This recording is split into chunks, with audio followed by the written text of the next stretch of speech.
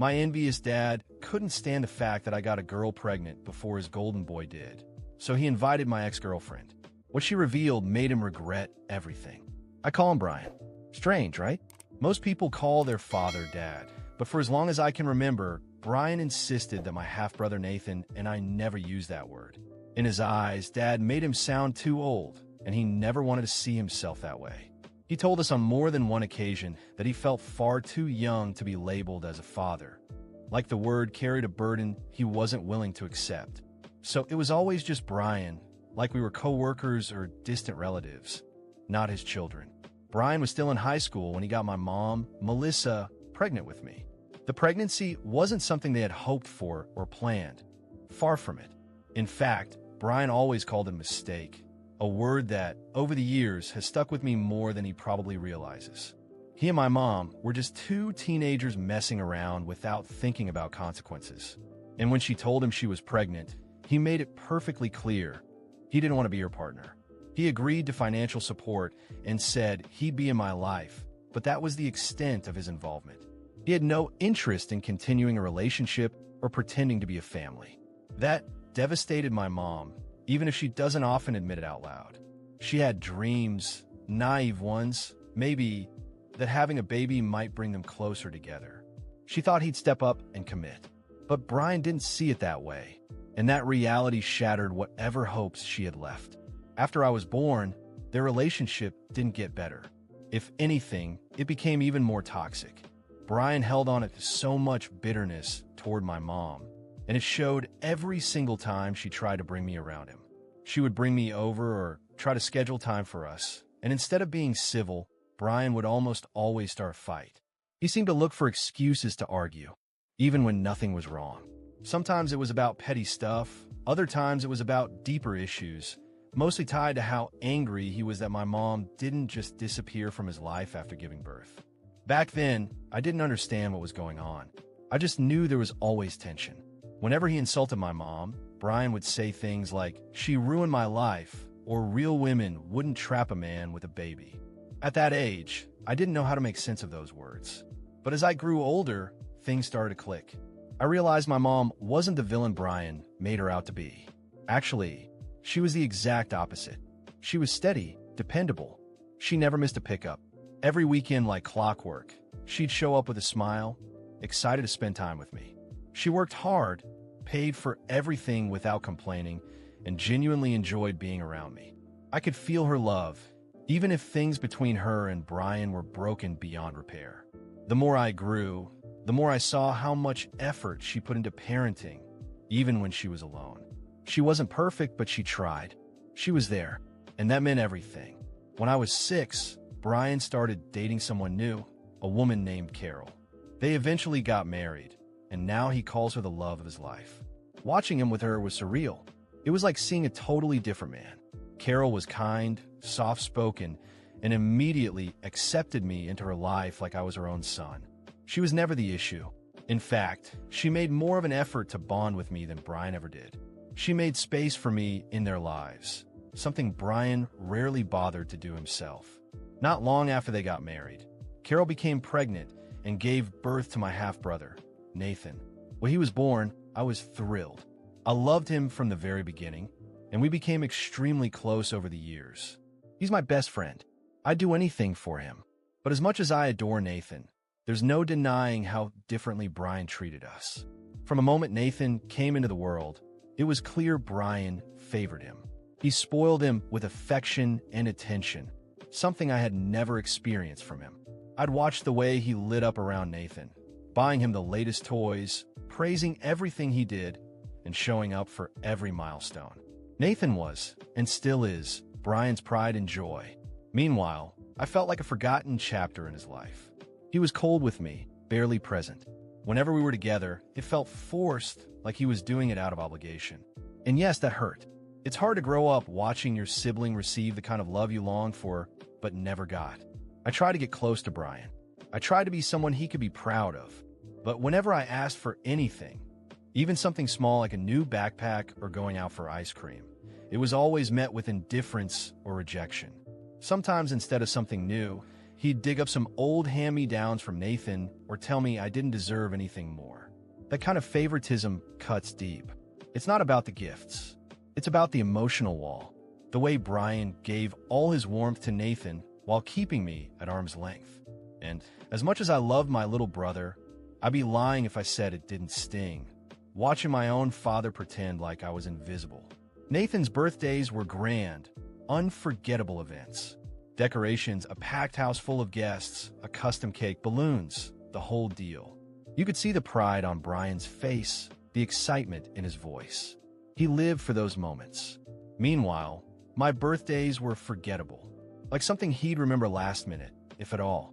I was never given permission to throw a party or have my buddies over, not even once. Some years, my so-called celebration amounted to Frederick ordering some takeout. That was it. No birthday cake, no balloons, no excitement. Just a pizza box and silence. I still remember the sting of watching how Frederick went all out for Nathan's birthdays, while mine passed like any other forgettable Tuesday. It felt like another harsh reminder that I didn't matter to him the same way, that I wasn't worth the same kind of love or attention. As I got older and started pointing out how unfair it was, Frederick didn't try to explain or make amends. Instead, he'd snap back with something cold like, "Go cry to your mother," as if she were to blame for how he treated me. He'd say things like, "This is all Melissa's fault," constantly shifting responsibility away from himself and acting like his blatant favoritism had anything to do with my mom's existence. It was his way of avoiding guilt, of never owning up to the pain he was causing. My mom, though, always tried to make up for it in the way she could. She knew how much birthdays meant to me, how special I wished they felt, and she never failed to be the first one to call me when the clock struck midnight. She'd buy me something thoughtful, show up just to hug me, or take me out for a meal. Even if there wasn't a party, she tried to make it count. She saw the way Frederick treated Nathan like royalty and me like an afterthought, and it broke her heart. I remember her trying more than once to talk to him about it. She wasn't looking for a fight. She just wanted to understand why he couldn't show the same care for both of us. But those conversations never ended well. Frederick would immediately go on the defensive, raising his voice until it became a full-blown shouting match. He'd tell her to butt out, saying she had no right to criticize how he raised Nathan, because she wasn't married to Nathan's mom. He made it clear that, in his mind, having married Nathan's mother gave him the right to favor him. It felt like my own mom's continued presence in my life was some kind of disqualification from receiving real affection from my father. And that cut deep. I felt like I was constantly paying the price for something I didn't even do. When I left for university, it became crystal clear how little my absence affected Frederick. If anything, he seemed relieved to have one less person in the house. I saw it in the way he acted, like some kind of pressure had been lifted. He rarely checked in, and visiting? Forget it. The few times he did call, it felt more like a chore than a genuine desire to hear how I was doing. Ironically, Melissa, Nathan, and my mom put far more effort into staying connected than he ever did. They'd visit me, send texts, ask if I was adjusting to college life okay, and make sure I felt supported. That warmed my heart, but also made Frederick's distance sting even more. His coldness left a mark, but I tried not to dwell on it. I kept hoping that maybe someday, whatever resentment he held toward my mom would fade, and we'd be able to rebuild something between us. It was during my senior year of college that I met Danielle, my ex-girlfriend. Things got serious quickly between us, and for a while, it was amazing. She supported me and made me feel seen, something I never really experienced growing up, especially not with Frederick. My graduation day was huge for me. My mom, stepmom, Nathan, and even Frederick showed up. But honestly, it was Melissa who convinced him to come. I'm certain he wouldn't have bothered if she hadn't pushed him. Still, having everyone there meant a lot to me. That day was also the first time Danielle met Frederick, and to my surprise, he seemed oddly taken with her. At first, I didn't think much of it, but then he started making strange comments, like how he couldn't believe someone as stunning as Danielle was dating someone like me. The first time he said it, I laughed it off. I'd grown used to Frederick making these passive-aggressive remarks, the kind that hit you hours later. Maybe he meant it. Maybe he didn't. I never knew. Either way, I let it slide. I told myself it wasn't worth the energy to confront him over something so typical. But he didn't stop. Later that day, we were all out to lunch after the ceremony, and right in front of Danielle and everyone else, he made another jab. This time joking that maybe I was her little charity project, that I was lucky someone like her even noticed me. That one landed differently. It wasn't just annoying, it was humiliating, especially because he said it in front of her. I felt my stomach twist with embarrassment, and I knew I couldn't let it go a second time. So I looked him straight in the eye and, as calmly as I could, told him he was being weird and disrespectful, and that I was worth a hell of a lot more than my looks. I needed him to understand that his creepy comments were out of line, not just to me, but to everyone at that table. Danielle looked visibly uncomfortable. Even my mom, who usually stayed quiet during tense moments, was clearly furious. She gave Frederick a look that could have burned holes in a wall, hoping he'd shut up before things blew up. I could tell she didn't want to cause a scene, but she was just as disgusted as I was. It wasn't just a stray insult. It was another reminder that he never missed a chance to put me down, not even on one of the biggest days of my life. Turns out, after that graduation, Frederick and Danielle became Facebook friends. Yeah, that surprised me too. Danielle told me he sent a friend request and asked if I was okay with her accepting it. I didn't want to turn it into drama, so I said it was her call. She accepted it just to be polite because she knew, and I knew, that if she ignored him, he'd probably call her out the next time he saw her. Still, it felt weird. The same dad who barely acknowledged my existence through college suddenly wanted to stay in touch with my girlfriend online. During the 3 years Danielle and I were together, Frederick kept this weirdly distant but polite relationship with her. He'd drop random comments on her posts, occasionally message her short things on Facebook. It was never anything outright sketchy, but there was always something off about it. Frederick never gave me that kind of attention. Not even close, but with Danielle, he seemed oddly invested. During our relationship, Danielle mentioned more than once that she believed my dad was actually jealous of me and the life I had built. She started pointing out little things. The way he'd undermine me in conversations, how he brushed off my accomplishments, or the strange way he seemed a little too interested in who I was dating. At first, I didn't know what to make of it. Jealousy? That had never crossed my mind. I always assumed his attitude came from lingering resentment toward my mom or just general coldness. But Danielle insisted. She could see it from the outside looking in. The way he'd subtly cut me down or seem almost annoyed when I talked about being happy, whether in my relationship or career. I didn't want to believe it at first. It's hard to accept that your own father might be competing with you. But the more she brought it up, the more I started to notice it myself. Whether it was about my looks, my partner, or my goals, Frederick always had a way of making me feel like I didn't measure up or didn't deserve to. And when I began seeing things through that lens, that maybe, just maybe, he was jealous, everything started to make sense. After that realization, I became more guarded around him. I didn't let his words get under my skin the way they used to. I wasn't sure what to do with the knowledge that my own father might be envious of me, but it absolutely changed how I interacted with him. I couldn't see his behavior the same way anymore. What once felt like emotional distance now felt more like rivalry. And that thought alone pushed me even farther from him. Danielle and I eventually broke up after 3 years together. It was a clean breakup, no drama. We both cared about each other, but we were heading in different directions, and we knew it was time to let go. We promised to stay friends, to keep in touch. But like most promises made after breakups, life got in the way. I dove into my own world, and Danielle did the same. Eventually, we lost all contact. That chapter quietly came to a close. Then, 2 years later, I met Melissa, and everything changed.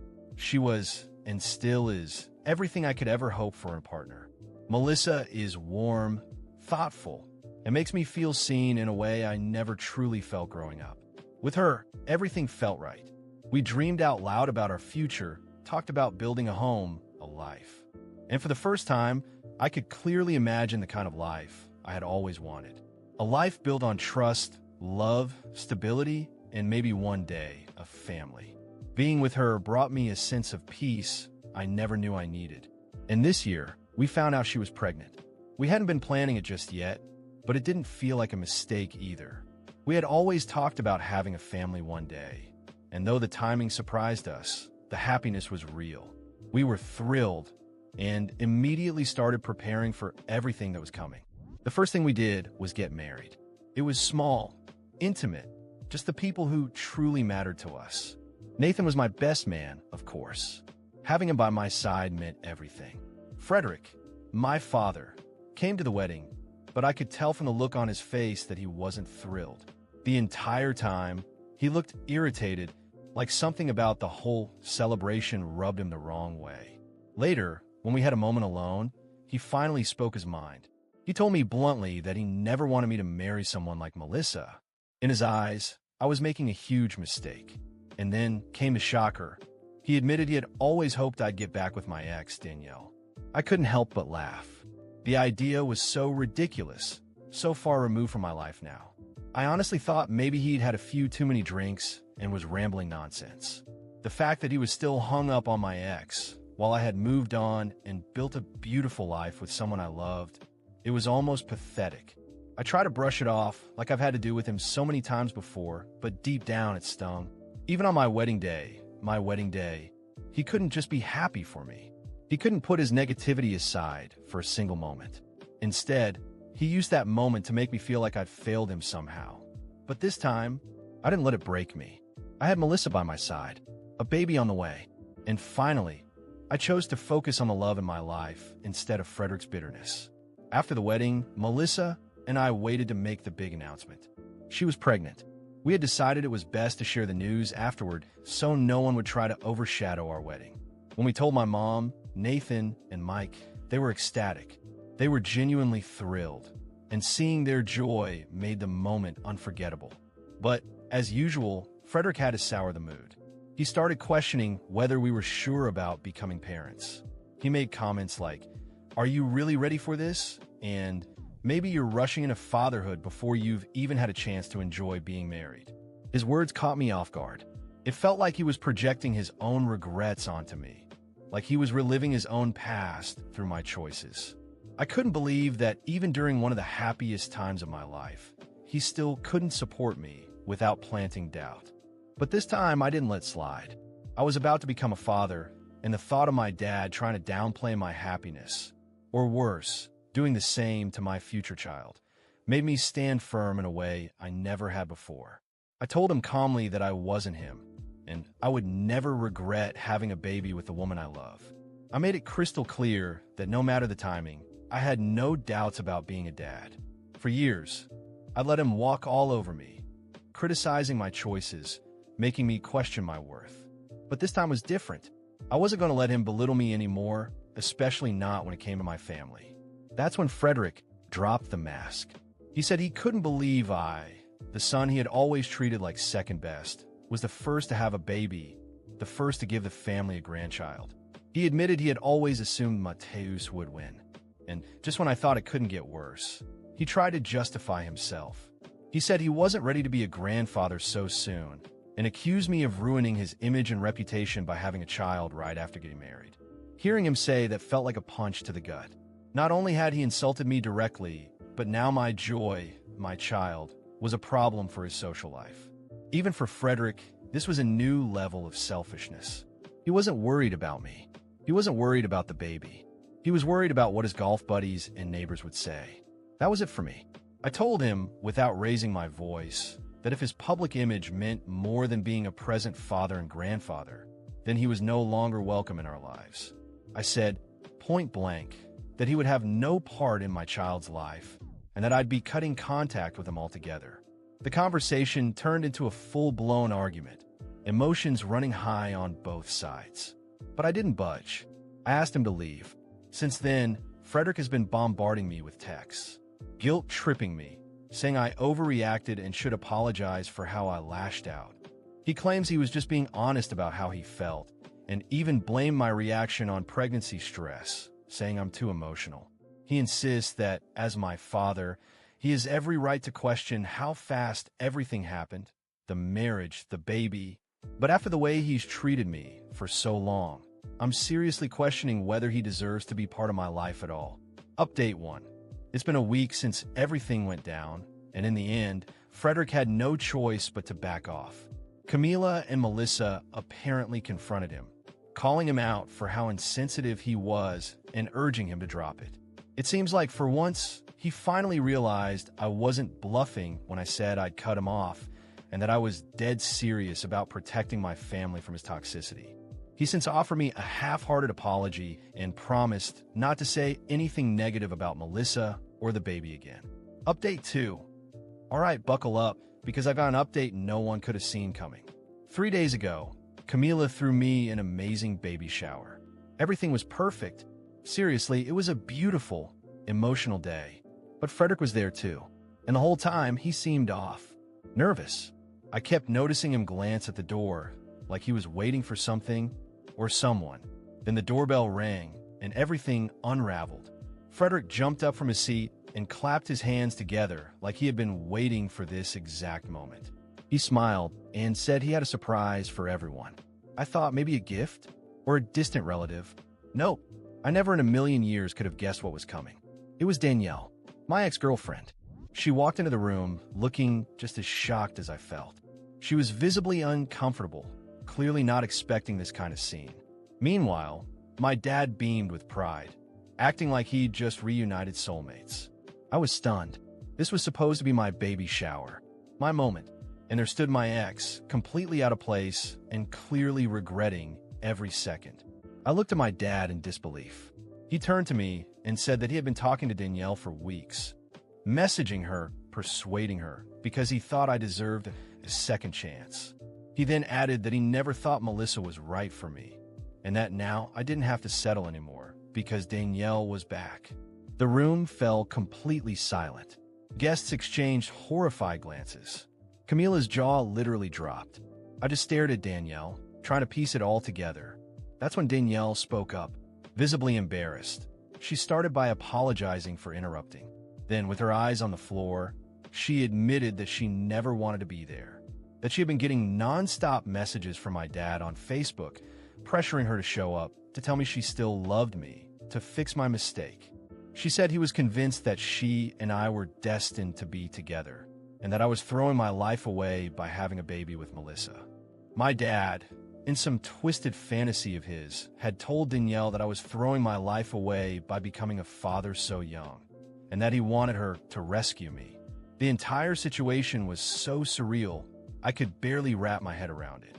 Danielle made it very clear she had no interest in getting back together, but she felt I deserved to know just how manipulative and out of control my father had been behind the scenes. She came to expose the truth about Frederick.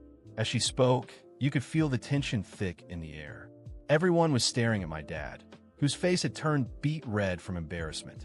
Clearly, he hadn't expected her to speak out against him like that. Danielle turned to him directly and, without raising her voice, told him to stop messaging her, that he needed to let go, move on with his life, and that he had no business hijacking my baby shower for his own selfish agenda. The look on my father's face said everything. Angry, humiliated, cornered, but for once, he didn't have a snarky comeback. No excuse, no manipulation, just silence. Danielle didn't stop there. She told him straight out that he'd always been envious of me, and she was disappointed to see that nothing had changed after all these years. Frederick stood frozen while everyone in the room realized the full extent of what he had done. And when Danielle finished, she turned to me and quietly apologized for the disruption. She said she was sorry for the scene, but she felt it was important I knew exactly what had been happening behind my back, that I deserved to see my dad's true face. Before leaving, she handed me a small gift she had brought for the baby, a thoughtful gesture despite the circumstances. I thank her both for her honesty and for having the guts to come and speak the truth. Because honestly, if she hadn't, I don't know if I ever would have believed that my own father could stoop so low, scheming in the background, trying to sabotage one of the most important moments of my life. After Danielle left, the entire room fell into an awkward silence. All eyes were on Frederick, who looked like he wanted to disappear. He was visibly shaken, on the verge of tears. I still couldn't believe what had just happened. My own father had tried to undermine me in the most hurtful way imaginable. That moment confirmed something I had suspected for years. My father wasn't just critical or hard to please. He was actively working against me, driven by jealousy and bitterness. Since that day, both Mateus and I have gone completely no contact with Frederick. The rest of the family, who witnessed the disaster firsthand at the baby shower, spread the word. And now, no one wants anything to do with him. My mom even warned him to stay far away from me. And honestly, I still can't fully process how far he was willing to go just to sabotage my life. Update 3. It's been 8 months since all of that. And for everyone asking, the baby was born healthy and is doing great. Melissa and I are solid.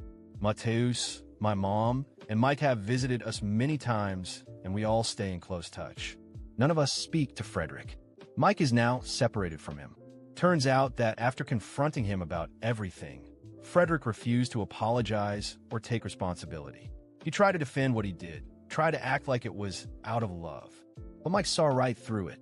He finally realized that if Frederick could treat his own son this way, there was no telling how far he'd go to hurt anyone else he claimed to care about. His selfishness had no limits, and Mike decided he didn't want that kind of person in his life either.